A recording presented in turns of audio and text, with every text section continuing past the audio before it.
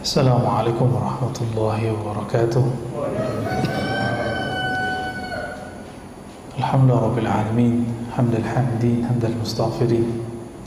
Asyhadu an la ilaha illallah wa asyhadu anna Muhammadan abduhu wa rasuluh. Allahumma shalli wa sallim wa barik ala sayyidina Muhammad wa ala alihi wa ashabihi wa li baitihi wa dhurriyyatihi ajma'in wa ba'd. Allahumma bika asbahna wa bika amsayna wa bika nahya wa bika namut wa ilaika an-nusyur. Bismillahilladzi la yadurru ma'a ismihi syai'un fil ardi wa la fis samaa'i was-sami'ul 'alim. Bismillahi na'udzu bi kalimatillahi tammati min syarri ma khalaq. Allahumma inna nas'aluka khaira hadzal yawm wa khaira ma fihi wa ma ba'dahu. Na'udzu bika min syarri hadzal yawm wa syarri ma fihi wa syarri ma ba'dahu. Amin ya rabbal alamin. Baik Bapak Saudara karena Allah, meskipun udaranya agak sendu-sendu ya, pasti banyak yang agak kedinginan ini. Tapi alhamdulillah Allah gerakkan kolbu kita, hati kita, badan kita untuk datang ke rumah-rumahnya. Semoga ini pertanda Allah memandang kita dengan rahmat. Amin ya rabbal alamin. Karena Nabi pernah mengatakan, jika engkau melihat ada orang cinta ke masjid, fal yashhad lahu bil iman, fa ashhid lahu bil iman, maka bersaksilah bahwa ia benar-benar beriman ya. Pada pagi ini saya lupa bawa kitabnya, udah ditaruh di meja, tapi alhamdulillah PDF-nya ada. Jadi sekarang kita nggak ngotot-ngotot pakai teks lagi Pak. Cuma kalau santri berasa aneh Pak kalau baca kitab PDF, maunya yang fisik itu. Tapi ya semoga tidak mengurangi keberkahan ya. Bab yang akan kita kaji sekarang bab yang ketiga mengenai uzlah dan khalwah. Apa itu uzlah? Uzlah itu dari kata azala, berarti menyendiri, menjauhkan diri dari keramaian, disebut dengan uzlah. Uzlah ini belum menjadi bahasa Indonesia, tapi yang kata kedua sudah jadi bahasa Indonesia, khalwah atau khalwat. Pernah dengar kata khalwat? Berkhalwat gitu. Sudah masuk ke KBBI, cuma kurang populer. Populer hanya di kalangan orang-orang yang belajar fikih atau teman-teman kita yang baru hijrah. Mereka menyebut tidak boleh berkhalwat dengan yang tidak mahram. Nah, itu ada kalimat. Apa arti khalwat di situ? Menyepi, berdua-duaan, mojok gitu. Itu versi ahli fikih. Tapi khalwah dalam kitab ini bukan itu. Khalwah di sini artinya bukan menyendiri, menyepi dengan Allah Subhanahu wa ta'ala. Apa kata beliau? Wahuma matlubatani syar'an. Dua hal ini, beruzlah, menyendiri, dan menyepi, itu matlubatani syar'an, itu dituntut, diperintahkan dalam syariat. Jadi ini bukan produknya Hindu Buddha, bukan produk agama apapun, bukan. Itu emang perintah dari Allah Subhanahu wa ta'ala. Bahkan Nabi Muhammad SAW, beliau sebelum mendeklarasikan dirinya sebagai Rasul, kan beliau sudah jadi Nabi. Apa amal yang beliau suka? Beruzlah. Khalwat belum, khalwat nanti. Itu beruzlah. Di mana beliau beruzlah? Gua Hira. Kita tahu semua ya. Nah, apa penyebabnya? Ini yang kita belum eksplorasi. Ternyata ketika kita buka Sahih Bukhari, kitab Bad'il Wahyi, bab mengenai permulaan wahyu, terdapatlah di situ satu riwayat dari Sayyidatuna Aisyah. Tentunya Sayyidatuna Aisyah mendapatkan dari Abu Bakar atau yang lebih senior. Apa kata beliau? Wahyu pertama turun adalah mimpi yang indah, mimpi yang bagus. Apa mimpi yang bagus kepada Nabi? Beliau melihat cahaya seperti cahaya fajar. Setelah itu apa yang terjadi pada Nabi? Fahubbiba ilaihil khala, maka beliau suka berkhalwat, menyendiri. Menyepi dulu, khala ya. Tapi khalwat di situ artinya uzlah. Ya. Apa yang beliau lakukan? Maka beliau berangkatlah ke Gua Hira, yatahannas. Yatahannas artinya, kata Imam Sufyan Ats-Tsauri, ta'abbudul layali zawatal adad. Beribadah beberapa hari, beberapa saat di tempat yang jauh dari keramaian. Itu disebut tahannus. Berarti Nabi dengan kenabiannya telah melakukan itu. Nah, ini teguran buat kami para pendakwah, para guru agama. Sebelum kita mengajar di depan orang, kami ini, itu seharusnya kami melakukan hal yang sama. Dididik dulu kolbunya, menjauhkan diri dari keramaian, popularitas, dilatih tidak berbicara dengan lisan tapi berbicara dengan kolbu, menyebut nama Allah dengan kolbunya. Jika sudah terlatih, nanti baru boleh muncul keluar. Tapi sekarang kan enggak, Pak. Mu'alaf pun baru mu'alaf udah ceramah, benar enggak? Maka lihatlah, yang mengacaukan Islam di negeri ini salah satunya mu'alaf yang tidak pernah nyantri. Tapi coba lihat mu'alaf yang nyantri, produknya ada, bank syariah, tahu ya? Tahu maksud saya pasti ya? Nah, itu mu'alaf, dia kemudian belajar, nyantri dulu. Coba lihat, dia tidak haus popularitas, dia menjalani aja. Beda dengan yang ngaku mantan pendeta kayak, mantan apa kayak, mantan semuanya. Itu banyak hoaxnya, mengacaukan kita. Tapi kok umat senangnya yang begitu? Nah, ini yang menyedihkan. Akhirnya umat tidak mendengarkan kiai, yang didengerin mantan itu. Karena kalau mereka ngomong jelek-jelekin, hati-hati Pak. Pengajian itu kalau hati kita nggak beres-beres amat, itu pengajian berubah menjadi pergunjingan, ngejek-ngejek orang. Ngaji nih, tapi isinya ngejek orang. Nah itu kerja. Coba aja lihat, apa perlunya dia ngata-ngatain agama lamanya? Ya, kan nggak boleh. Dalam Islam itu nggak boleh mencaci maki. Apa kata Nabi? Jangan kamu caci Tuhan-Tuhan mereka. Fayasubbu ilahakum. Kalau engkau mencaci Tuhan-Tuhan mereka, agama-agama mereka, mereka akan kembali mencaci Tuhanmu, sesembahanmu. Maka kita lihat hari ini, dulu cuma ada YouTube hijrah. Sekarang ada Pak, YouTube murtadin, orang-orang murtad, YouTube orang-orang yang membantah-bantah ajaran Islam. Udah banyak hari ini. Salah siapa? Salah kita Pak. Kita demen yang begitu. Ya, jadi beruzlah dan berkhalwah itu bagi seorang dai itu adalah nyantri.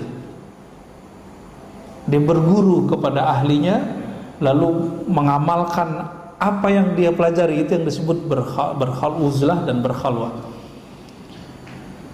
Apa kata Nabi SAW? Khairun nas rajulun yujahidu fi sabilillah binafsihi wa malihi. Manusia terbaik itu ada dua. Pertama, yang berjuang dengan jiwa dan hartanya. Yang kedua, kita udah tahu itu. Yang pertama ini yang kita udah tahu. Yang kedua belum. Rajulun ya'budullah fi sya'bin minasyi'ab. Seseorang yang beribadah di lembah-lembah atau di hutan-hutan atau di pelosok-pelosok, di tempat yang sepi. Wa yada'un nasu min syarrih. Sehingga orang-orang, bukan kita ya, sehingga orang lain terhindar dari keburukannya. Nah, perhatikan. Ini uzlah yang benar. Uzlah yang benar itu kita menjauh dari manusia, bukan merasa manusia jorok kotor. tapi kita merasa diri kita yang kotor. Nah, ini berarti uzlahnya Islami, ruhi. Kalau uzlah syaitani, uzlah syaitan yang mana? Yang sombong. Dia merasa dirinya bersih, kalau bersama dengan manusia yang lain, dia nanti kotor. Dia dikotori oleh orang lain. Maka kata dia, saya beruzlah untuk menghindari keburukan-keburukan manusia. Nah, berarti itu syaitan itu Pak di dalamnya. Nanti kalau dia dapat ilham saat dia beruzlah, itu ilhamnya bukan ilham malaki, tapi waswas syaitani. Bukan ilham malaikat, tapi waswas syaitan. Ada orang yang habis nyepi di Gunung Salak ngaku jadi nabi kan? Bener? Masih ingat? Namanya siapa? Ahmad Mosodek. Tuh, canggih kan? Keluar-keluar dari Gunung Salak udah ngaku aja jadi nabi dan rasul. Dan ada pengikutnya Pak. Itu anehnya. Pengikutnya bukan orang-orang bodoh juga, orang sekolahan juga. Ada juga yang ikut perempuan yang sekarang botak. Tahu? Ya. Yang ikut salah satunya dulu adalah senior kita di kampus dan dosen. Kurang cerdas apa? Pas kita tanya, Prof, kenapa ente masuk sono? Jawabannya apa? Ya saya penasaran. Katanya ini orang berguru sama Jibril. Kita coba juga nih gimana nih murid Jibril, santri Jibril gimana? Ternyata zong ya, nggak ada, bohong. Yang datang iblis, yang datang setan Pak. Oleh karena itu dikatakan dalam kitab ini, waqala ahlul haqiqah al khalwatu sifatu ahlus saffah, sifatu ahli saffah. Berkhalwat itu menyepi sendiri, itu adalah sifatnya orang-orang yang hatinya bening. Sedangkan beruzlah, menyendiri, menjauh dari manusia, min amaratil uslah, adalah tanda-tanda kita akan usul sampai ke hadirat Allah Subhanahu wa ta'ala. Tapi uzlah itu ada dua. Ada uzlah awam, ada uzlah khasah. Uzlah awam, benar-benar fisik kita pergi Pak. Kita nggak gabung dengan orang karena khawatir kita bisa merusak orang awam.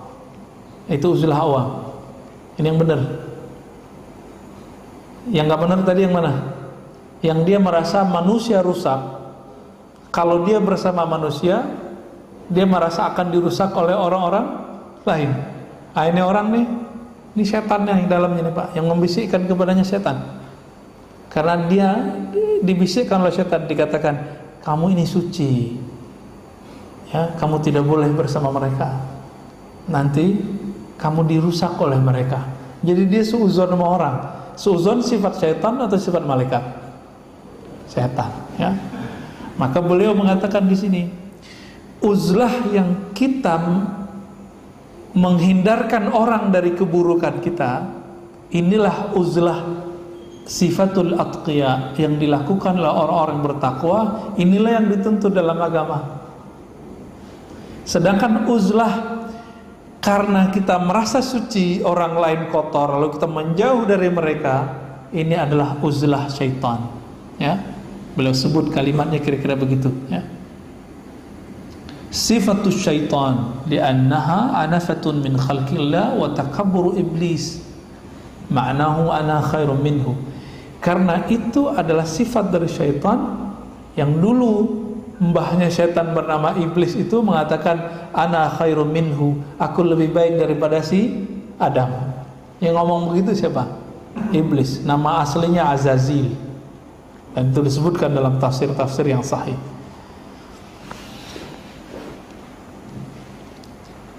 Jadi kata kuncinya, kita menghindarkan orang dari keburukan kita. Nah, itu yang benar, ya. Baik. Jadi dulu di masa Bani Israel yang mereka beriman kepada Nabi Musa, ada seorang rahib yang selalu beruzlah, tidak pernah mau gabung dengan orang. Lalu ketika ditanya, apakah engkau menjauhi keburukan makhluk? Apa jawabannya? Enggak. Apakah engkau pertapa? Enggak. Engkau ahli semedi? Enggak. Aku, di dalam diriku ada anjing galak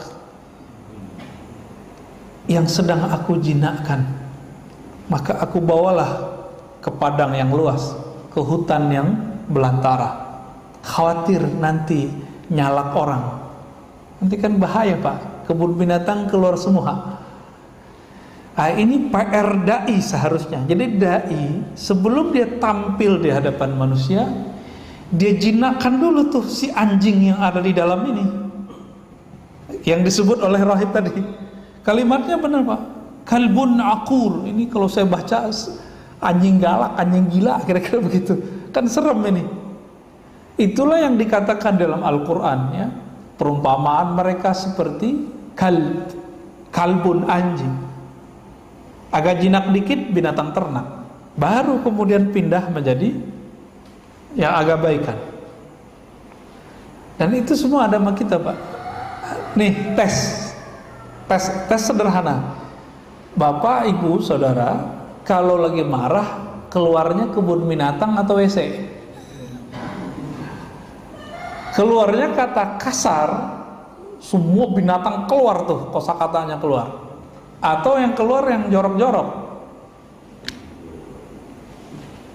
Kalau dua-duanya Pak, wah sempurna belisnya tuh. Ini saya nih marah nih, terus saya bilang anjing ente gitu ya.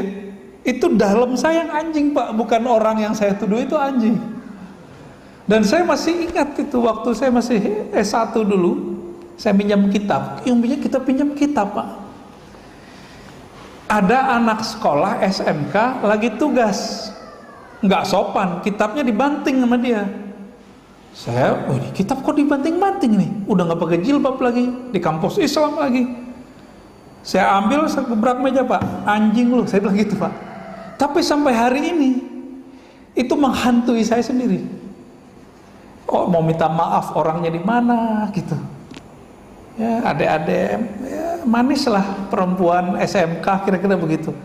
Tapi kok udah banting kitab? Seharusnya kalau di dalam ini bukan binatang buas yang keluarkan begitu. Dek, jangan gitu dong, ini kitab kan seharusnya gitu Pak. Kenapa itu yang keluar? Jadi bisa saja orang baca kitab, orang hafiz Quran, hafiz sunnah, tapi di dalam chip yang ada di dalamnya apa? Binatang ternak. Ini yang saya takutkan setiap hari dalam diri saya. Agak lembut dikit apa yang keluar? Agak jorok-jorok Pak ya. Yang WC ya, pakai dalam keluar semua tuh ya. Nauzubillah min dzalik. Nah ini yang lagi kita mau coba bersihin. Saya lagi berlatih itu, semoga bapak saudara juga berlatih itu ya.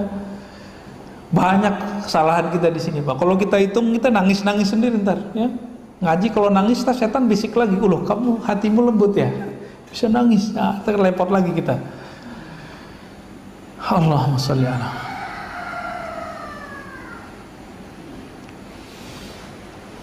Nah, uzlah yang kedua, uzlah yang sudah level wali. Itu uzlatul khawas. Nah, semoga nanti kita sampai ke level ini. Apa kata beliau? Menanggalkan, membuang sifat-sifat dua tadi, kebinatangan, baik binatang buas ataupun binatang ternak, bahkan sifat syaitan yaitu menipu dan sombong, berangkat naik kepada sifat malakiyah, sifat malaikat. Apa itu sifat malaikat? Lawan dari yang tiga tadi. Binatang buas kasar, maka di sini lembut. Binatang buas ambisinya besar, di sini tidak, ini zuhud. Binatang buas emosinya gede, di sini emosinya terkendali.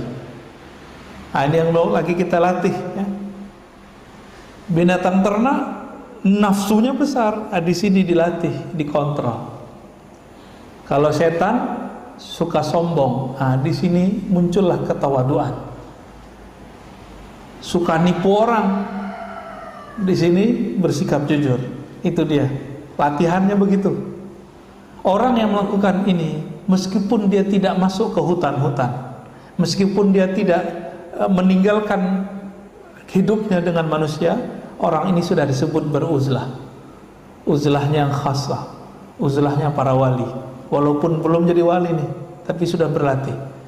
Nah, semoga kajian-kajian kita sudah mengarah ke sana ya. Karena zaman sekarang kalau saya bilang, Bapak nginep ya di ribat saya 40 hari, pasti nggak mau. Ya. Pasti nggak mau. Wah, anak istri saya gimana? Ya pasti gitu. Saya juga mikir gitu. Maka bertahap kita coba berlatih.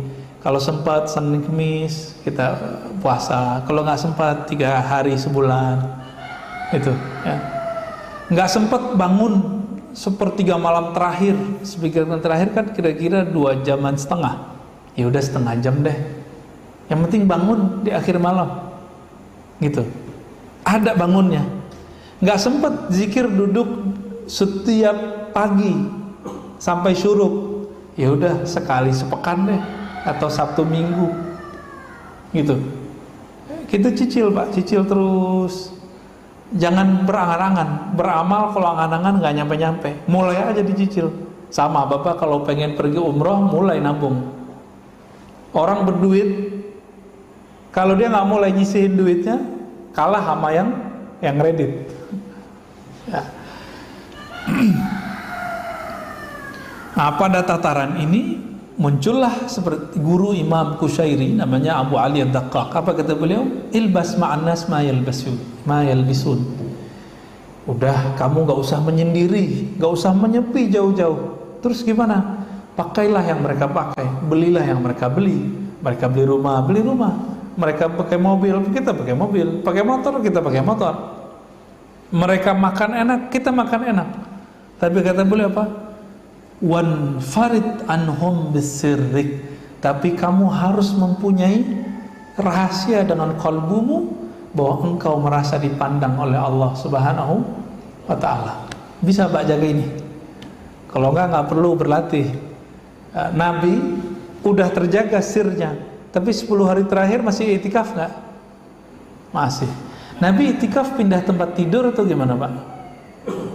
Kita kalau itikaf sekarang pindah tempat tidur. Ngobrol, kalau dulu ngobrolnya apa, sekarang ngobrol juga. Udah berapa nih tempat itikaf saya lihat, sama persis. Yang paling menggenaskan apa? Dan menggemaskan, Ustadz yang ngisi kajian itikaf nggak itikaf. Dia pindah-pindah tiap malam, ya. Malam ini di sini. Alasannya apa? Saya pakai itikaf fikih. Di fikih kita nginep 1 jam saja di masjid, itu itikaf. Itu itikaf fikih. Itikaf Ramadan bukan itu. Itikaf Ramadan tanggalkan itu semua. Kalau mau ekstrim lagi, kayak Nabi di Gua Hira. Nah, ini ustadz-ustadz ini loh diberi rukhsah oleh Rasulullah ini. Masa nggak mau lagi kan? Akhirnya jamaahnya dapat Lailatul Qadar. Si ustadznya masih di mobil, di motor. Itulah kejadiannya Pak hari ini. Malu kita kepada Allah, ya. Maka saya mewajibkan ke dalam diri saya 10 hari terakhir, kalau nggak pandemi biasanya udah di surau, di masjid atau di zawiyah. Nggak kemana-mana lagi, nggak banyak ngomong lagi. Makan juga dikurangi, cuma kurma, air putih, udah cukup. 10 hari itu efektif menurunkan berat badan dan berat dosa Pak. Apa faedah beruzlah? Baik yang pertama tadi, uzrah secara fisik dengan niat supaya manusia tidak ternodai oleh kita, dan yang kedua uzlah secara ruhani, sir. Apa kata beliau? As-salamah minal ghaibah. Selamat dari gibah. Itu gibah fikih. Ada gibah yang lain. Gibah versi ulama wali itu teringat selain Allah, itu ghaibah juga. Ya. Jadi bagi seorang kekasih Allah terbersih di kolbunya, lalu dia ikutin selain Allah, itu sudah ghaibah. Berarti Allah gaib dari dirinya. Karena ghaibah artinya kosong, tidak hadir, nggak terkoneksi kepada Allah. Tapi kalau bagi orang awam seperti kita nih, ghaibah apa? Ghibah. Ghibah udah bahasa Indonesia ya. Asalnya ghaibah Pak, dari kata ghaib. Ghaib, membicarakan yang tidak hadir disebut ghaibah. Bahasa Indonesianya ghibah. Itu mah standar ya. Nah, kalau ingin mau naik kelas kita tidak membicarakan selain Allah di dalam kolbu. Nah. Dan yang kedua, ar-riya. Riya ini kan macam-macam juga lapis-lapisannya. Nah, riya secara umum, orang yang beruzlah, berkhalwat, dia dapat rahasia, dia selamat dari riya. Riya itu sederhananya beramal pengen dilihat, karena dari kata ra'a, yara, ada ru'yatan, ada riya'an. Nah, ini riya'an. Riya artinya saya baca buku, baca Quran, pengen dilihat. Saya berjenggot, pengen disebut ustaz. Saya pakai gamis, pengen disebut soleh. Saya jingkrang, pengen disebut pengamal sunnah. Apalagi kalau dulu tuh orang umroh tuh paling gampang dia kena riya. Bercampur dalam sum'ah, pamer. Dipasanglah status foto di belakang kita Ka'bah, sopan gitu. Tuh, lagi depan Ka'bah nih, gitu. Udah kena udah. Padahal ke sana bukan untuk itu. Nauzubillah min dzalik ya. Semoga Allah jaga kalbu kita dari itu. Kalau mau narsis Pak lagi umroh, beresin dulu umrohnya. Udah selesai, khatam 1 putaran sampai sa'i, udah tahallul, bebas mau ngapain silakan. Ini baru tawaf 7 kali belum beres udah foto-foto segala ya. Saya tinggal aja tuh, jamaah. Emang kita bukan jadi guide-nya, bukan. Saya ikut dengan mereka. Kebetulan mereka nggak tahu kalau kita guru ngaji dikit-dikit ya. Ya, karena berangkatnya pakai levis Pak, pakai baju kaos. Dikira orang awam gitu ya. Saya awal-awal datang, mereka udah mulai, wow Ka'bah, foto yuk, langsung foto. Belum nyampe 7 udah foto bareng, baris. Masya Allah, itu kejadian. Nggak sabar dia mau kasih tahu ke dunia, woi saya sudah nyampe di depan Ka'bah. Padahal Allah di sana, Allah di sini sama nggak? Sama nggak? Sama Pak.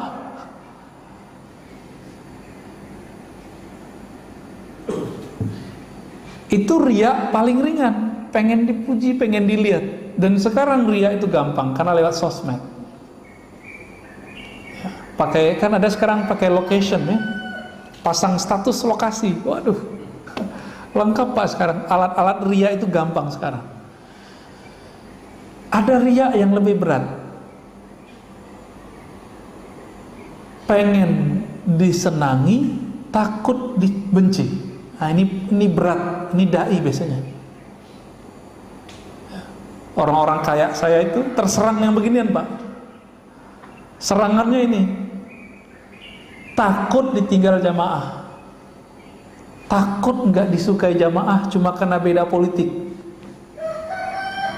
Maka banyaklah dai-dai kemarin cari muka.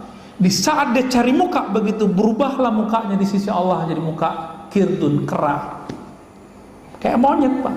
Kalau orang dibuka mata kolbunya, itu kelihatan bukan manusia itu yang ngomong. Kenapa? Dia cari muka. Cuma kan kita nggak lihat. Bapak kan nggak lihat aja. Ya. Ada yang suka hantam sana, hantam sini. Itu udah berubah Pak. Dia menjadi kalbun. Itu yang kita nggak sadari itu. Ya. Udah berubah dia menjadi karakter yang ada di dalam dirinya, yang belum sempat dia didik. Serem gak nih dunia dakwah? Serem Pak, sangat serem. Jadi kalau anak Bapak, cucu nanti ada yang memang mau dikader jadi ulama, betul-betul kirim ke ulama yang benar-benar ulama bersanad. Ya, Yang santrinya ini ditempa, maka anak kita kalau dihukum di pesantren ridhoi Pak, itu bermanfaat bagi rohaninya. Mau disuruh berdiri satu kaki ya sekarang kan udah gak ada lagi begitu-gitu. Dulu digampar biasa, disuruh direndam gak apa-apa, menghabiskan egonya sampai dia tahan banting. Sekarang kan enggak, dilaporin gurunya. Teman-teman kita di Bogor, di Bekasi, ada yang udah masuk penjara Pak, dilaporin sama murid-murid durhaka ini. Nauzubillah min dzalik. Bakal jadi ulama nggak tuh? Jadi ubaru palingnya. Ria yang ini nih, itu kalau nggak dibimbing oleh seorang guru yang ahli kolbu, ahli rohani, nggak akan selamat. Nggak akan selamat. Nggak bisa sendiri Pak, karena ria itu ada di dalam ini. Mau baca buku 1000 nggak hilang dia mesti dilatihkan oleh ahli yang sama. Ini mohon maaf, ini kan ada panahan nih depan, kita udah lihat di video, ada bukunya, modulnya, bisa nggak langsung praktek? Tanya sama ustadz kita, bisa nggak? Nggak bisa, tetap harus dipegangin. Nih pegang ini, tangannya harus diajar gimana, tetap dibimbing awalnya. Udah benar nih cara megangnya, sekarang fokusnya. Udah nih, biar nggak ambisi, doa dulu ya kan, supaya nanti kalau kena bagian tengahnya tidak ada rasa sombong. Ada nggak tukang panah, ahli panah, trainer panah yang latih sampai ke sana? Kan nggak ada sekarang. Nggak nemu saya kecuali orang Turki. Orang Turki itu kalau mereka mau manah, mereka doa dulu Pak. Fatihah, istighfar, ketika memanah takbir, sehingga ketika nyampe yang dia besarkan hanya Allah, bukan dirinya. Wah kerennya gua, kita nggak ada muncul itu.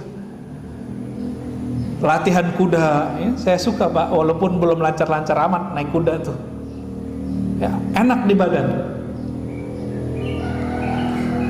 Tapi kalau ada perasaan tadi, nggak berzikir ketika main. Ketika kita berlatih, ada perasaan, wah gue mau bentar doang udah bisa, yang lain sebulan belum bisa begini. Ada perasaan begitu. Apalagi ngurusin umat ya. Ngurusin umat kalau nggak ada latihan begini, nanti dia akan mengikuti selera umat, bukan umat mengikuti selera ulama. Itulah kejadian. Lihat aja Pak, nanti kejadian begitu lagi 2024 ya, 2025 ya, pemilu ntar. Begitu lagi ntar, coba aja lihat. Semoga kita terjaga ya. Saya takut akan berubah itu, karena hanya Allah yang merubah kolbu. Nggak ada jaminan nih saya benar terus, nggak ada. Apalagi kita semua nih ya, sama semua.